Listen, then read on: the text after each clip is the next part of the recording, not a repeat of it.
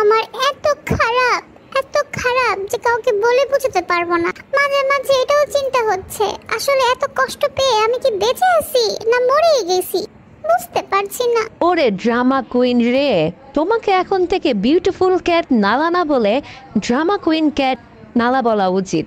এত ড্রামা কেন? এত বেশি কথা বললেন না তো। আপনি কি বুঝবেন এই কষ্টের কথা? স্বপ্ন ভাঙার যেটা কষ্ট এটা আপনি কিভাবে বুঝবেন? আমার এত পছন্দের ব্লগার ভাইয়া বিয়ে করে ফেললো ব্লগ না করে। কত স্বপ্ন ছিল, হাতে একটা মুরগির রান নিয়ে আম্মুর বড় এই টিভিতে আমি ওনার বিয়ের ব্লগ দেখবো, আর যখন উনি খাবে তখন আমিও রানটা খাবো। মনে হবে যেন আমি ওনার বিয়ের প্রোগ্রাম অ্যাটেন্ড করতেছি, কারণ দাওয়াত তো আমি পাবো না, এটাই স্বাভাবিক। তাও আমার এই স্বপ্নটা পূরণ হইলো না, না দিল ব্লগ, না করলো কিছু, আমার না খাওয়ালো রান।